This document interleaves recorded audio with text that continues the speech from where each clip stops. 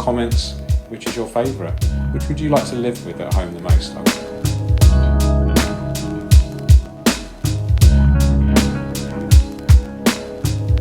Hi everyone, George here, and a very exciting video for you today. I'm here at my new friend's house. His name's David Shanahan. You can check out his Instagram at Aquascaper Wilderness. I'll leave a link to that in the description. And he's kindly invited me into his beautiful home, or I should say I've invited myself, I think, didn't I? I said, oh, I'm in the area, can I come and see your tanks? So here I am, and I'm so pleased to be here because, as you can see, there's some beautiful aquascapes, 3 that we're going to focus on today.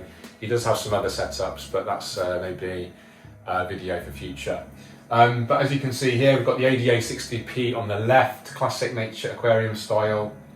ADA 90p, no it's not, it's an Aquascaper 900. 900, yeah. Yeah, so slightly wider front to back than the 90p, but otherwise almost identical. And then we have another 60p here, Iwagumi. We'll talk about each scope in more detail, but I think it's just worth talking about how beautiful they look as a trio.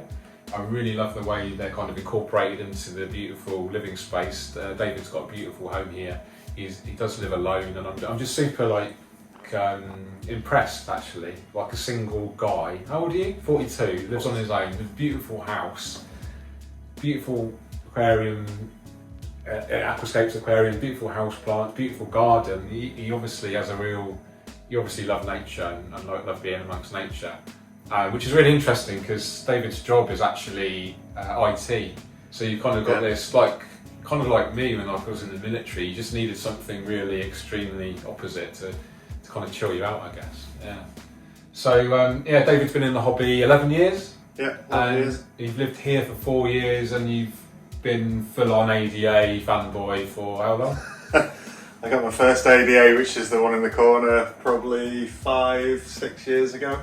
Yeah. Okay. And I've had different lights. I've had the Aqua Sky Moon. Yeah, and all that kind of stuff. So yeah. And you see, you kind of keeping the system evolving as the equipment gets kind of upgraded, I guess. Yeah. So you're running ADA LEDs on all of them, Aqua Sky RGB on the 60Ps. Yeah. And then the ADA Solar RGB on the Aquascaper 900. Yeah. So how long's this one been running? I set that one up. I think it was the end of March, maybe. Okay, so 2 months, 3 months? 2-3 months, yeah. 8 weeks maybe, 10 weeks? Yeah. I had to wait for Tropica to start importing the plants back to the UK, so it's around I think it was end of March. Yeah. And you're using Tropica aquarium plants pretty much exclusively? Mostly, yeah. Yeah. Where do you get your plants from? I get them from a mixture of places. Okay. Aquarium Gardens, Scape Nature, Horizon, The Abyss. I'm just going to move the camera because your cat looks amazing right there next to the tank. Yeah, so I think it's a good opportunity just to talk about the tanks in more detail now. So we were talking about where you get your plants from. Do you mostly use the Tropica 1-2 grow or pots, or just whatever's in stock? Mainly 1-2 grows. Yeah. I prefer because you get loads of plants in the bundle. Do you just want to sit a bit nearer and then we can talk better together? This is a new style of filming that I've done, so interesting to see how it works out. So this has been running about 10 weeks or so. We've talked about the equipment already. ADA Solar RGB Aquascaper 900 holds about 200 litres, 50 US gallons or so. What's this, Redmore root or some? Redmore, yeah, Redmore. I like it when it's soaked for a while and it takes on that dark brown. It looks a bit, I think, when it goes that orangey colour, it looks a bit ugly, I think. Yeah. But yeah, it looks good. They always look a bit ugly when they're new as well. Yeah, and they tend to get all that fungal build-up as well, don't they? Great fish selection. Those are some fat cardinals. I love them. Get fed well. They get flaky in the morning and frozen in the evening. Wow. They're great. And do you turn off the filters when you're feeding, or do you just feed it with everything running? I generally feed with everything running. Yeah, me too. Some people turn off the filters when they're feeding, but I've never done that myself. But beautiful layout, triangular. What's the sand in the front? La Plata sand? It's La Plata, yeah. Yeah. And then we've got Java Moss, got some beautiful Anubias Petite, some Bulbitis there, Anubias Nana. Pongolino in there as well. Oh, nice. Some Rotala Green, Rotala Rotundifolia or Rotala HR? Rotundifolia. Okay. And then... That's Rotala Mondavensis, is it? Monda something? Is it? It's a new one on me. That's beautiful. So clean. And you're maintaining these, what, every week? Every week, yeah. 50% water change? Yeah. Clean the glass? Yeah. How often do you clean your filters? I do the pre-filter every month and then the body probably every 3 months. So is there a pre-filter in the ADA Superjets, is there? No, I've got an Eheim under that one. Oh, but there's a pre-filter in the Eheim. Yeah. But it's not as easy to maintain as the Oase, is it? No, you have to take the lid off and pull the top section out. Oh, this is fancy, Dave. Do you undo that blind and we'll shed some light on in here and then we'll... So you've got Flourish XL, Dennis Wong's 2-hour Aquarist APT. Yeah. So you're dosing the XL and that daily? No. The Flourish is just for spot treating whenever I need it. Oh, it's not actually plumbed into your doser. Oh, okay, so you are actually using it for algae treatment rather than a regular dosing regime. Okay. Yeah. So so you're only actually running that on the doser. What else are you running on the doser? Just the 3 on the doser, 3 tanks. Oh, okay, cool, got you. Yeah, makes sense. You got the Felix running there. Yeah. You got all your tools attached to magnets on the door. That's really cool. And you got your big old Eheim Pro 3, nice. Inline CA2 there as well. Very nice and neat. Any problems? Any algae issues or any? I had a bit of black brush algae, which is spot treated and changed the fert dosing. Yeah. Ups it a little bit. Seems to have solved the problem. Cool. Bit of the dreaded green spot algae as well. You can still see remnants of it on the leaves here and there, but yeah, that seems to have been. I'm a big fan of if you're viewing the tank from your normal position and you can't see the algae, then it's fine. That's the way because there has to be some limit of what you can tolerate, doesn't there? Yeah. And as long as you keep an eye on it and you see it's not getting any worse, then you know that's fine. Yeah, it's when it starts to get worse, you need to start taking action. This is looking great. I'm really pleased you didn't trim it so much before I visited. I love the overgrown look. So this is an ADA 60p. Most viewers will have heard of this classic tank. Lit by the Aquasky RGB as we've discussed, and a beautiful Class 6 style nature aquarium. You've got some Monte Carlo in the foreground there. Is that mixed in with Hemianthus cuba as well? No, it's just Monte Carlo. It's Monte Carlo.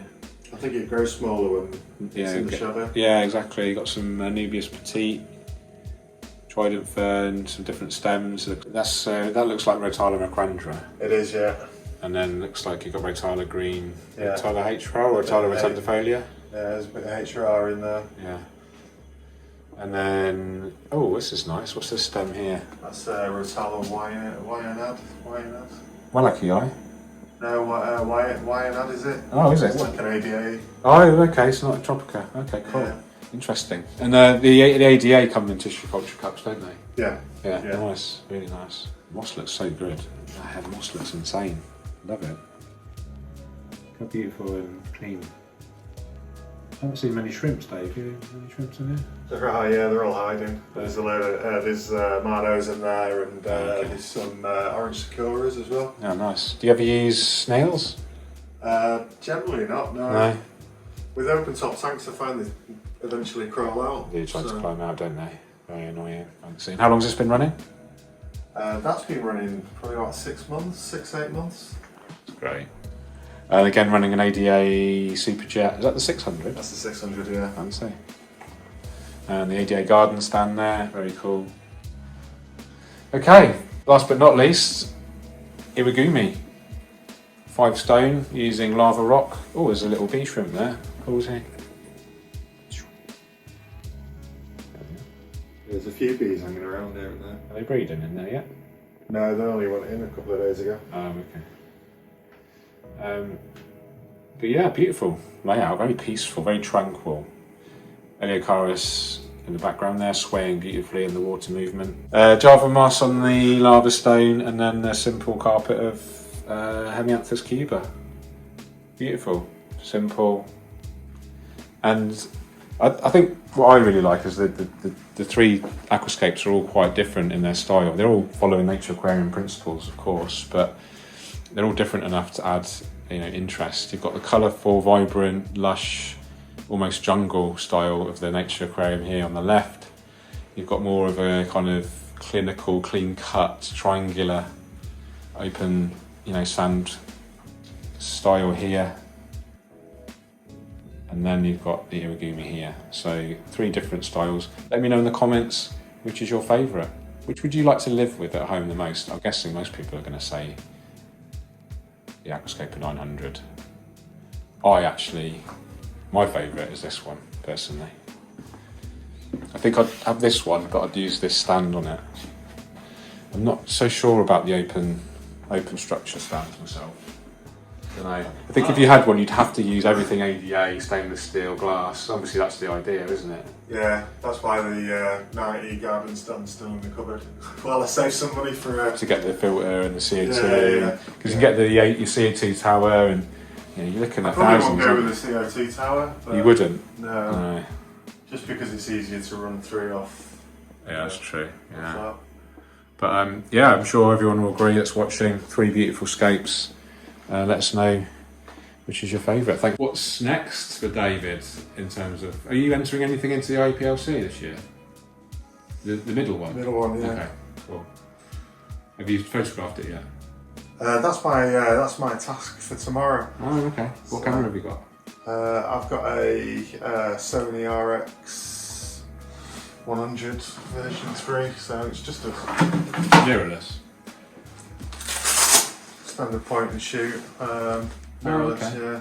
You should have said I'd have brought my big camera and done a photo for you. Well, I need the dark and... Yeah, well, it's too late now. Next year, let me know. I'll come up. Yeah. We'll do a shoot together. Should get my brother round really and bring the camera. I did Mark Dawes' scape. He's got a 900 as well. Have you seen it? Yeah. Yeah, I did a cinematic video of it quite recently. It's really nice. Yeah, I've seen the cinematics. Nice scape that. Yeah, he's done well. Yeah. Jumbly. He's a good skater. Yeah, he's a good guy as well. So how long are you gonna keep the 900 running for? I like to try and keep the scapes going for at least a year. Yeah. Really? Yeah. That's good. That's good going, especially in a high energy setup. Yeah. You get the perception. There is a perception, and it is a true perception to a degree, that people that are running these sort of high-tech, high-energy, you know, relatively expensive setups are just doing it purely to churn out new scapes for content or for contests, or you know, or whatever. But actually, from what you've just said, that isn't the case. You know, if you're running, you know, each of these for a year, that's great. I think when you start to run a tank more, especially a high-energy system, for more than 6 months, you really start to see it take on a new life. You know, when the plants really start to mould into each other. Yeah. You get, you know, some happy accidents occur, don't they? You might get a piece of moss that detaches, floats around, reattaches elsewhere. Same with it looks like you've got that kind of... Yeah, I've got that going on the Frodo stone in that one. Yeah, it's kind of floated around. You can't even see the Frodo stone on this one, can you? Yeah, it's bottom left. Yeah, and that's just attached itself. Yeah. It's amazing. I do like to keep them going. Yeah.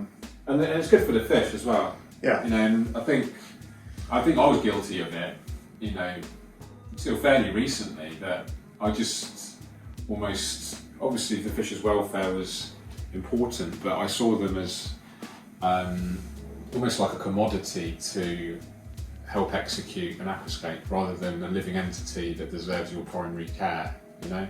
But I think lockdown, if anything, one of the things lockdown has taught me is actually how important the things are that we have in our care, and not just from the perspective of you caring, but them giving you care. Yeah. And it's like, the more you care for something, the more care it can kind of give you back. It's like, this is not a zero-sum game. It's really fascinating. And I really really identified with this with Tommy, my dog. You know, I spend almost every waking hour with him every day. And my fish, especially my cichlids and the discus, because these are cichlids, these are intelligent fish. They recognise you individually, and you know, every day I'm feeding them, I'm interacting with them, I'm monitoring their health, I'm caring for them, and they're caring for me because they're giving me a sense of my purpose. You know, I've got family, I've got career, and you know, I've got all that stuff that usually, you know, gives you a sense of purpose, of course. But when you have something that's almost 100% reliant on you, that gives you, I think that gives you a really unique sense of purpose. And it sounds like, I think you seem like you're in that mindset as well. You know, you have beautiful aquariums that you really look after. You want to keep them running in the long term. You know, you've got beautiful cats which you obviously look after, beautiful house plants, beautiful garden. Everything that I can see that is living here is really well looked after, and it's a lovely place to be. So thanks for having me, mate. That's all right. Yeah. Yeah. I like to keep hold of the fish. Yeah. So the Emma tetras in there, I've probably had most of them for 5 years. Wow, that's So, amazing. For such small fish, Yeah. 5 years is good. And those are some of the biggest cardinals I've ever seen. They are massive. I'll have to get some separate B-roll of those because they are huge. How old are the cardinals?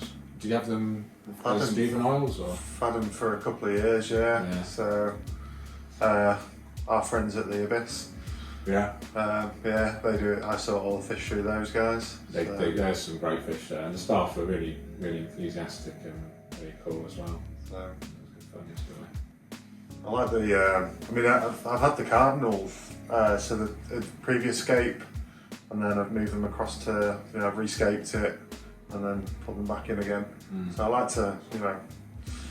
So I don't know how some people do it, whether they kind of get rid of the fish when they're rescaping, or like rehome them and things like that. Yeah, I mean, I've given them away to friends, or there's a fish store that I trust that will look after them. The most emotional I ever got was when I rehomed my original discus. I had a discus tank in 2016, and that was one of the biggest reasons I got the new one. Long story short, I had to rehome them, and yeah, I was like, felt really almost guilty because I knew they were happy with what I was providing them. They were breeding, you know, they're super active, they were growing and really healthy, and then through no fault of their own, you know, I had to rehome them. And it's interesting, isn't it? Because I don't know if it's to do with the size of the creature, it might have an impact. So like a tiny microbe, you know, you don't give that so much kind of value in terms of life than a cat or a dog or a human. You know, there's obviously a sort of sliding scale. You should do, really. You should do. But where do you know, we're going to get really deep on ethics and animal rights and stuff, but yeah, it's interesting where you actually draw the line between how much effort and energy should I be giving that living entity versus what's the bigger goal here. You know, I could have sort of kidded myself that the bigger goal back when I was treating fish like commodities is the bigger picture is on providing education and inspiration to get more people into the hobby. So the more kind of fish or the more aquascapes I can do, and then different, you know, and I need different types of fish to help execute that, then you can kind of justify. But now, I guess I'm in a position where I've got so much content out there, different scapes, I don't feel the need to constantly create new aquascapes for me to grow as an aquascaper. From a personal hobbyist point of view, I do feel I always have a growth mindset in terms of learning more about aquascaping, and I'm very active on the various social networks to keep an eye on trends, etc.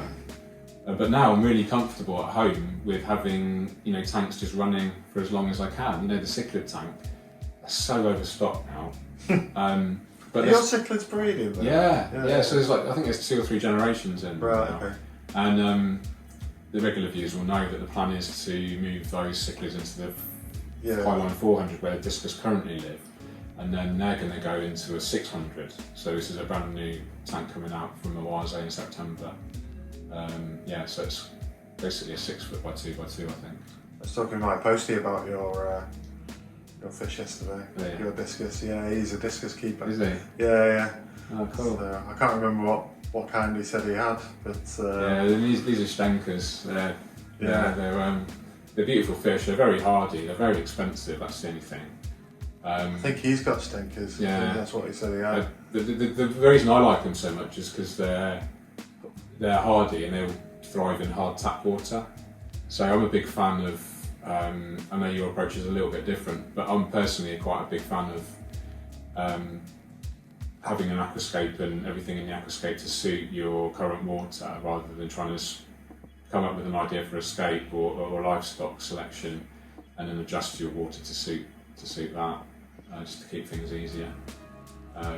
Nothing against people that use RO. I know you do. You know, Yuri's does. Green Aqua do.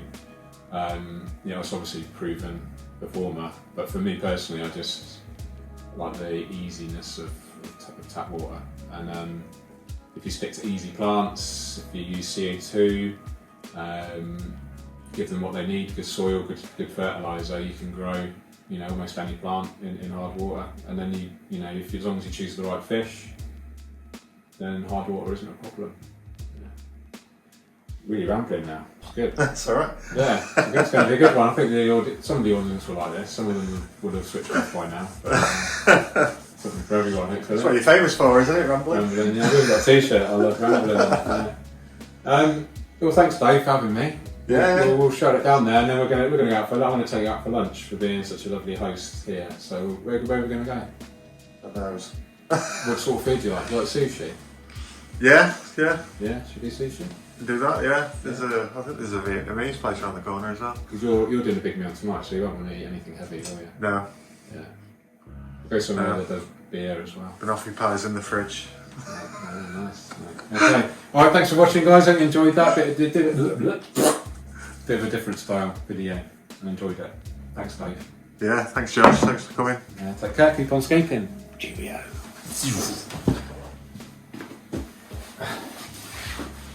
This is just really a test, but if it does work, I will use this footage, so hopefully it'll work. Good. This is new. I wonder if we could just shut those doors, just to hopefully minimise the any background noise, because we're not using the microphone. Yeah. All right. I'm not.